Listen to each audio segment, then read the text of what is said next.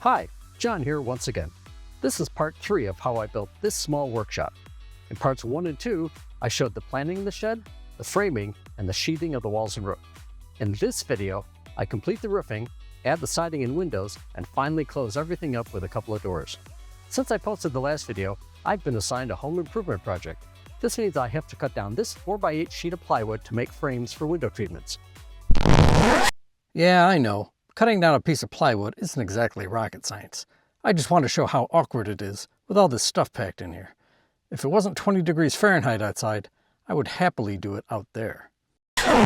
It'll be a tight fit, but in a future video, I'll show you how I do it in this small space. Questions? Suggestions? Put them in the comments.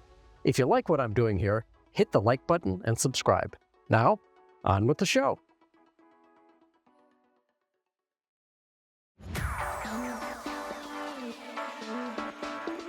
Now for the roofing stage. I've already installed aluminum drip edge along the eave edges of the roof. Drip edge redirects water downward away from the roofline, preventing water buildup which could lead to rot or ice dams. Next, I laid out roofing felt which serves as a secondary barrier for the asphalt shingles, which are the primary protection from weather. The felt will overlap the drip edge I already installed. The felt also acts as a temporary weather protection before adding the shingles. I'm using 15-pound asphalt-saturated organic felt, rolled out in a continuous sheet down the length of the roof and tacked with plastic cap roofing nails, just enough to hold it in place. Every subsequent row of felt overlaps the lower row a few inches.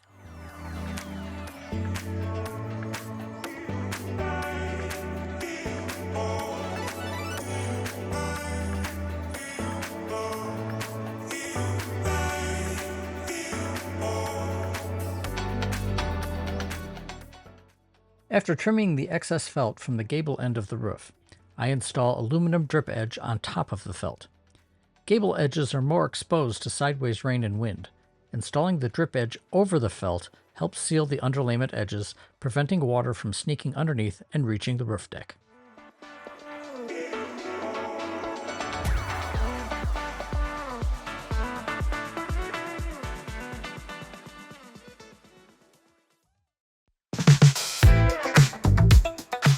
After sweeping debris off the roof and doing a little pruning of some wayward maple branches, I got to work with the shingles. I think I was working at the physical limits of my mid to late 50s body, just lugging the packs of shingles up to the roof. Then there was the schlepping them back and forth as I put down the shingles.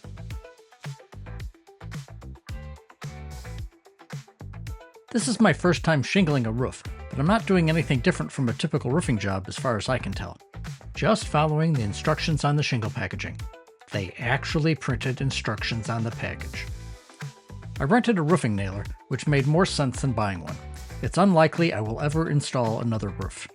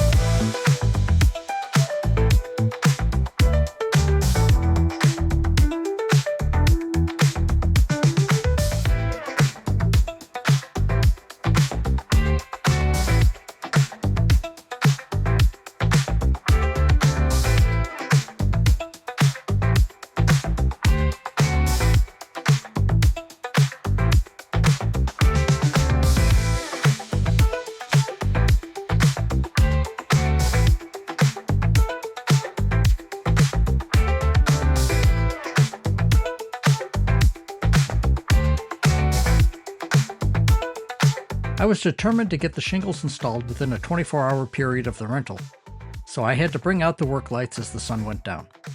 This was early autumn, and daylight was getting scarcer each day. I fashioned the ridge cap by cutting tabs from the sheets of shingles.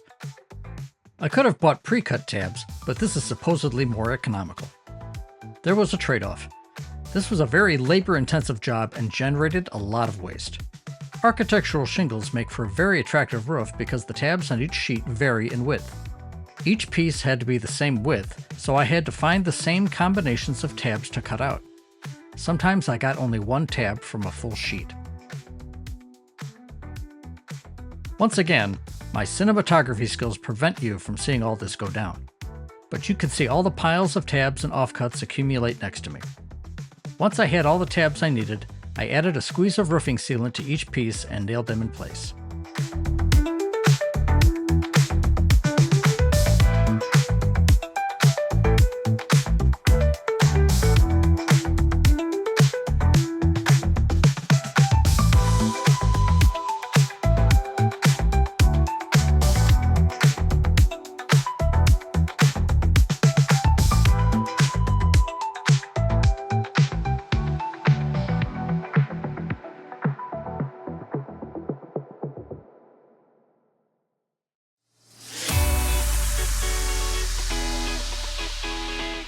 Before putting up the siding, I'm adding a layer of house wrap to act as a moisture barrier.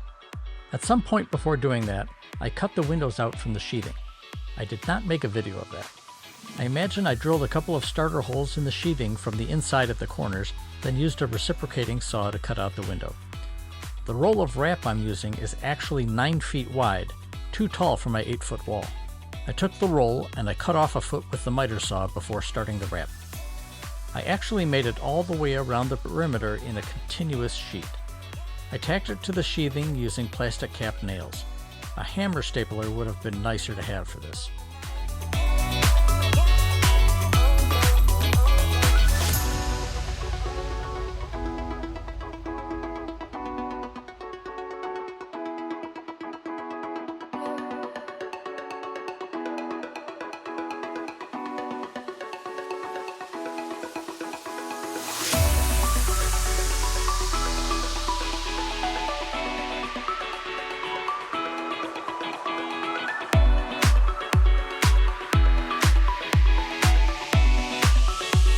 I cut out sections of wrap for the gables and taped the seams with weatherproof tape.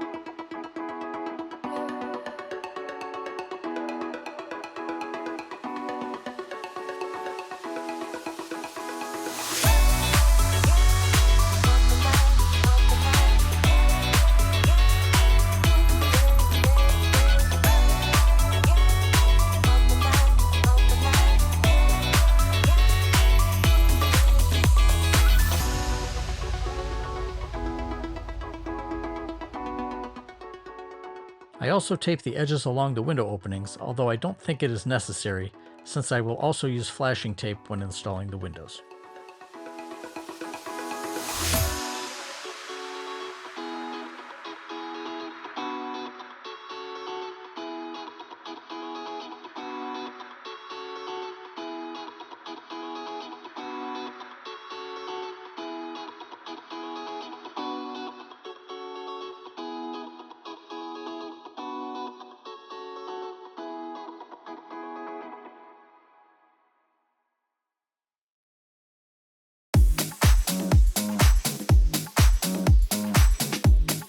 Now for the siding. I started with the south wall, which has 2 window openings. In retrospect, I think I should have followed the same process I used for the sheathing and cut out the windows after nailing in the panels. Instead, I marked and measured the openings and cut them out before putting up each panel. they mostly lined up. I tried to set up a ledger board stacking various pieces of lumber, but just ended up using the panel lifter I used for the sheathing. Once I positioned the first panel vertically square, which seems to have taken much more time than necessary, the rest of the panels set into place easily.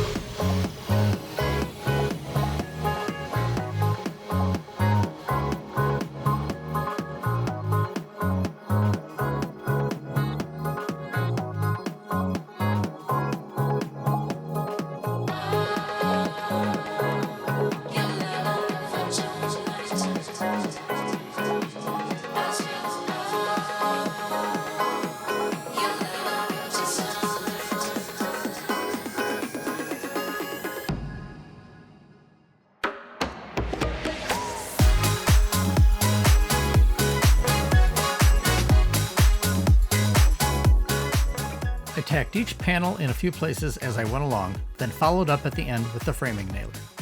The edges of the panels are aligned with studs, but I also want to put nails in the centers of the panels, so there is a bit of figuring out where the studs are from the outside. I didn't always hit the mark. It's not a big deal to not hit a stud since there is sheathing behind the siding, but hitting the studs makes for a more solid assembly.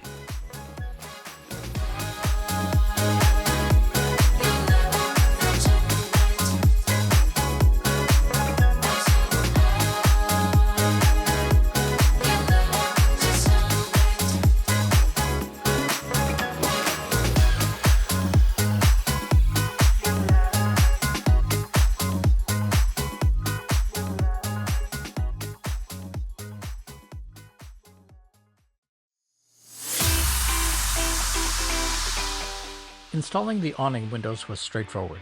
I applied flashing tape to 3 sides of the opening, leaving the top side untaped for now. The opening was only slightly larger than the window frame, but I had to shim it a little to make sure it was positioned properly and level. I caulked the perimeter of the opening, placed the window, and screwed it into the siding. Maybe with more screws than necessary.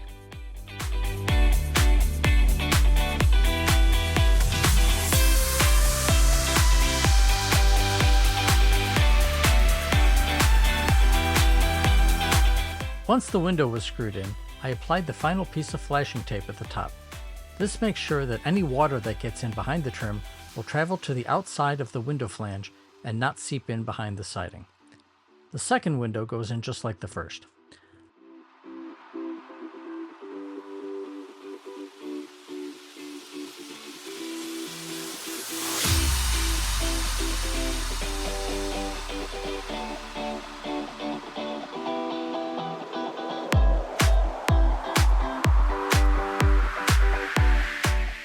The window trim is pretty basic pre-finished engineered wood to match the siding.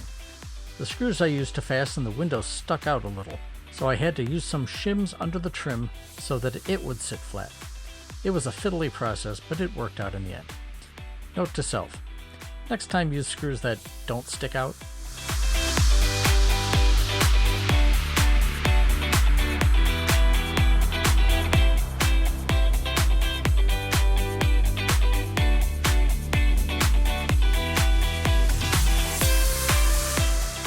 After nailing the trim pieces, maybe with too many nails, I caulked all the gaps except at the very bottom of the trim. This would give any moisture that might form under the trim a route to drain out. Everything is going to be painted, so the caulk and nail heads will eventually be covered up. Imagine for yourself the third window on the opposite side goes in exactly the same way as the first two.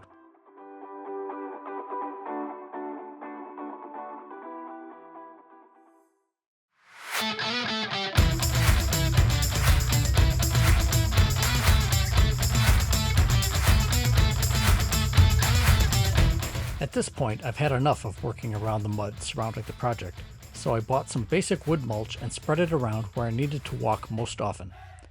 Still working solo, I find new ways to support the panels as I tack them into place, such as the jigs I use to space the trusses.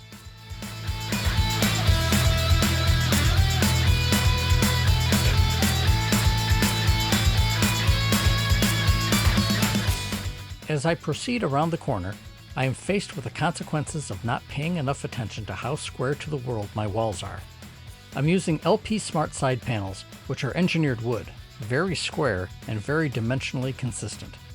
I found at two of my corners, the one on the far left and the one in the center of the view, the walls are not exactly square. So if I aligned the panels with the top plate, it left around an inch gap at the foundation side. All things considered, an inch over 8 feet is not a deal breaker for me. I filled in the gaps with long, narrow wedges of siding, even though the trim will be more than enough to cover it up. I would rather not have hidden spaces for things to take up residence.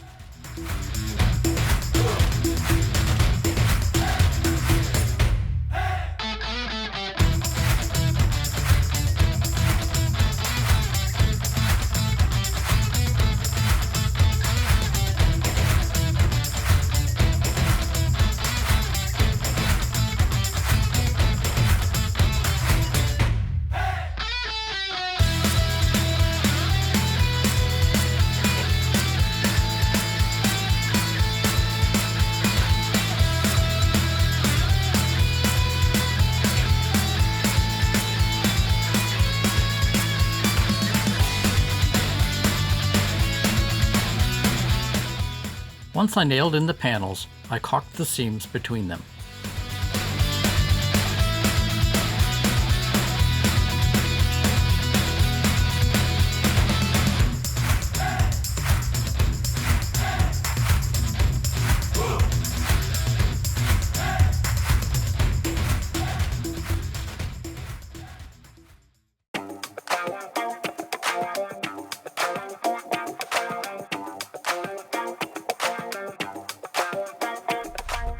I left the end wall with the door for last. As I did for the sheathing, I started at the center and worked to either side. I trimmed out the doorway and will use the cutouts later for the outside of the doors.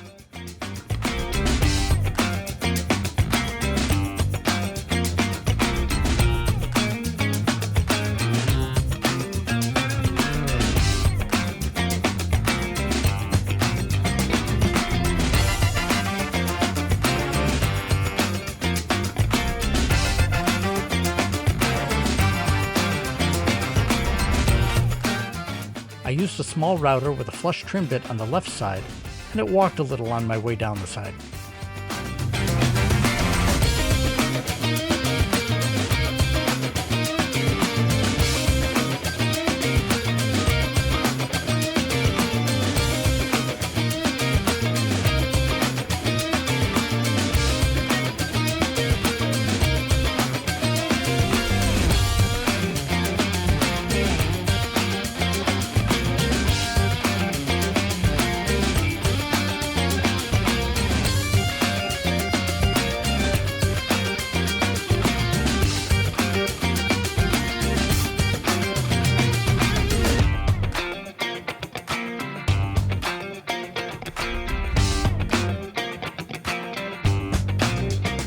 I used a reciprocating saw to cut the doorway on the right side. It worked about as well as a router, so take your pick. The edges don't need to be perfect since they will be covered by trim, of course.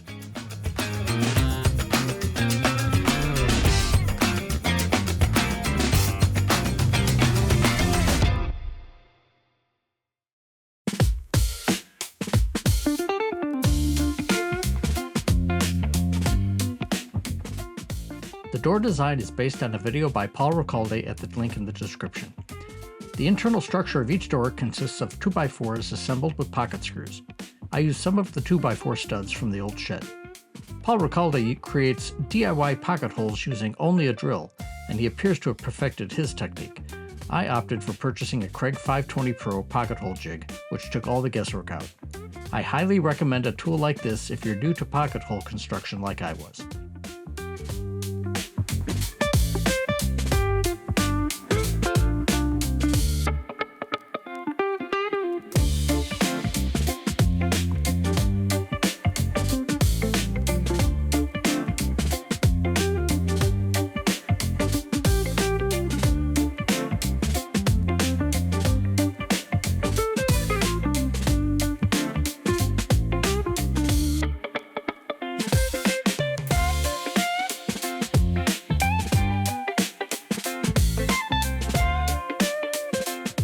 Now that I've got the frames built, I can trim the door cutouts from the sheathing and siding to match the frames.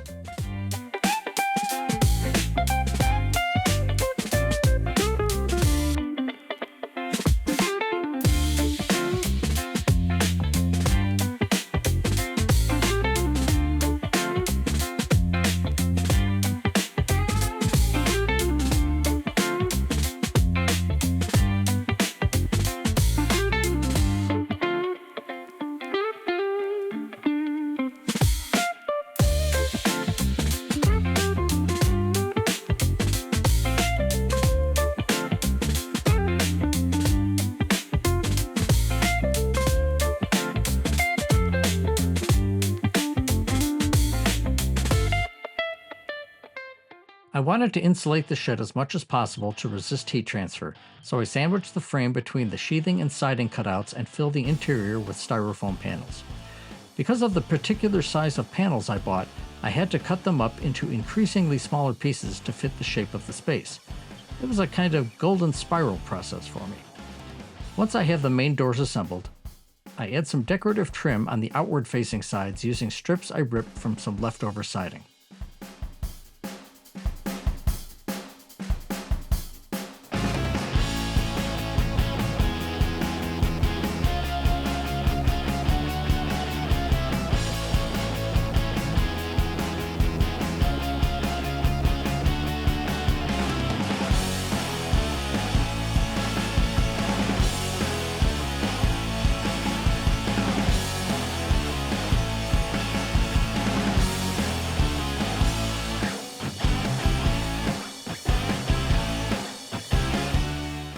I began with the trim being the same size all the way around until I tried to fit up the hinges.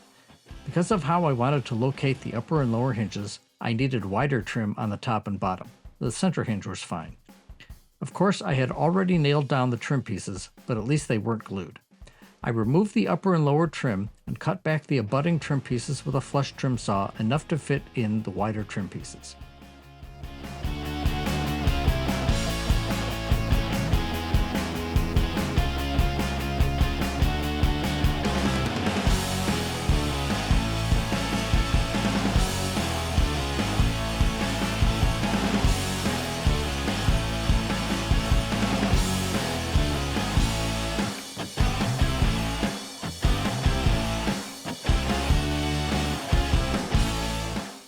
For security, I mount each hinge using 2 through bolts.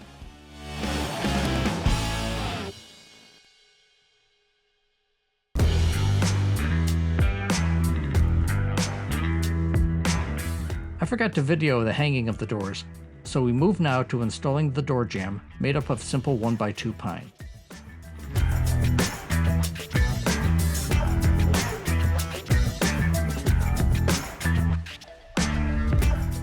I use one large slide bolt to secure one door on the inside.